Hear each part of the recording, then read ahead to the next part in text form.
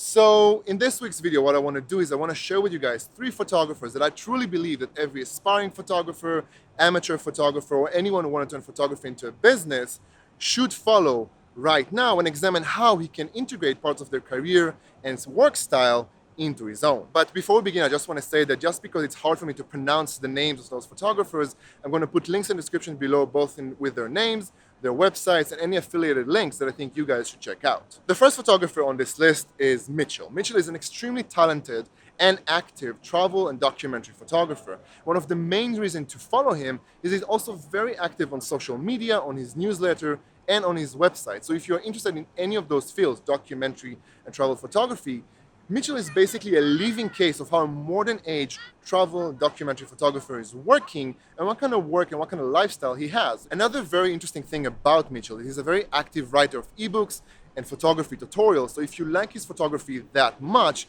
you can actually buy some of the secrets, tips, and techniques that he's using to produce the images that he does today. The second photographer on this list is Nick Brandt. Nick Brandt is one of the people I would define as probably the newest of the old masters in photography, and I think his work is crucial to understand how photography is done today.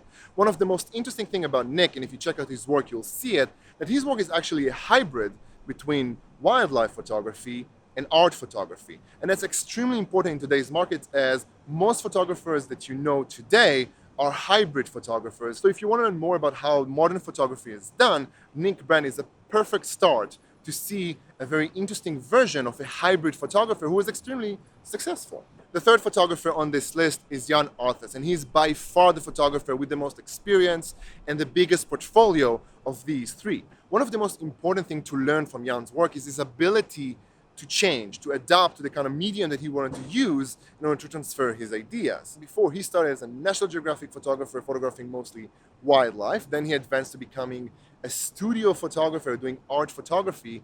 And nowadays, he's a video producer doing his own films in a style that he likes. And I think one of the biggest takeaways from this is that it's all done by the same artist, by the same photographer and his interest. Something that most photographers today who want to make a name for themselves should be very aware that you're supposed to change your style, you're supposed to grow with your techniques as you go and find different ways to challenge your audience. And I think Yann Arthus is probably the best example in the market today to how a photographer can keep changing his style and keep challenging his audience. And yeah, that's it for this week's video. I hope you guys enjoyed it. If you did, please consider giving it a like and a comment in the comment section below, as it just really helps to promote these videos to a wider audience. And with that being said, I'll see you guys in about a week.